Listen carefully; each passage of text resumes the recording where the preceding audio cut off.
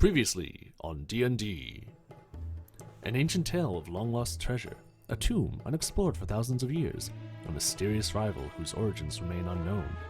These were the trials and tribulations that brought turmoil and trepidation to our adventurers today. At the request of Ozymandias, they entered the labyrinth of the Minotaur, taking care to avoid the sarcophagi that lined the walls of the atrium.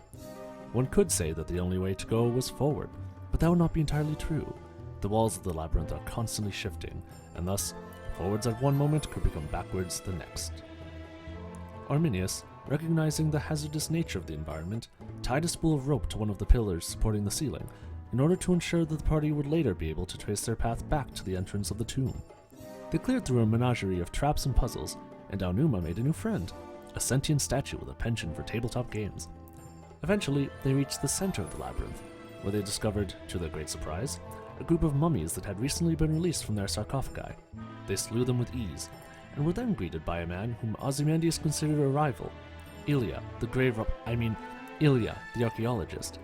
The party had met Ilya once before, back when they rescued Lucas from the secret lab of Dr. Ziegler.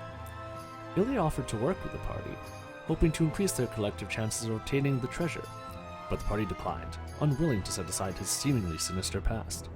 Ilya departed, as did the party, but they soon realized two rather disconcerting things. First, the rope that Arminius had been holding had fallen limp, as though it had been torn or cut. And second, the hallway from which they had entered was gone. Had they all suffered a group hallucination? Or had the labyrinth shifted during their fight with the mummies? Hey, while we're asking questions, what's causing the floor to shake every few minutes? Do I hear roars in the distance? Will my new friends ever come back to play some more dancing genies? If you want answers to these questions, and more, stay tuned to find out.